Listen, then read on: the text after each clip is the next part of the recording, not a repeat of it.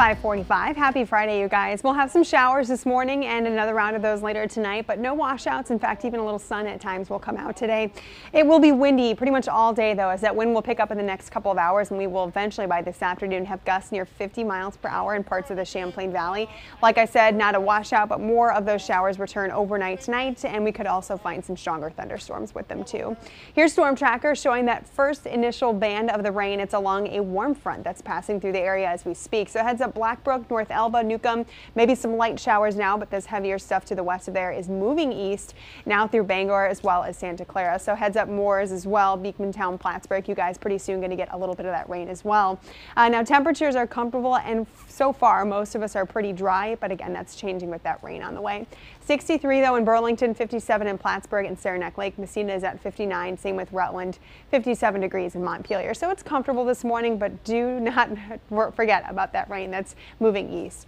By this afternoon, after this first band of rain, you might even dry up and get a little sun. Highs in Malone near 76, 73 in Keysville, Port Henry around 70 degrees. If you're in Middlebury, 70 as well, with South Hero topping off near 72.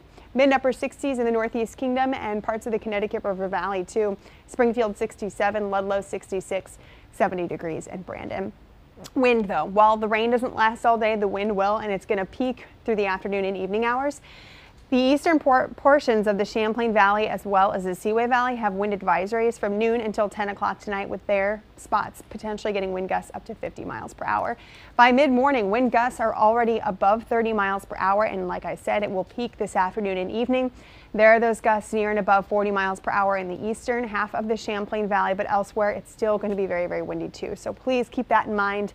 Overnight tonight, out of a couple of those thunderstorms, you might find some wind gusts that might bring some tree branches and things like that down, maybe some leaves all over your lawns by tomorrow morning. So certainly that potential as we head into the next 24 hours.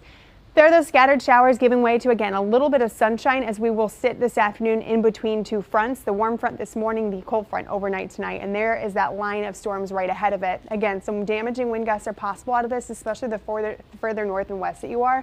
Most of this run-of-the-mill stuff, though, with some of those downpours, thunder and lightning, and things like that.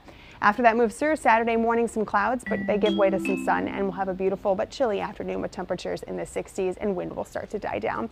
Sunday and Monday, much of the same. Mornings in the 40s, afternoons in the 60s. Our next shot at rain after tonight will be Tuesday and Wednesday of next week.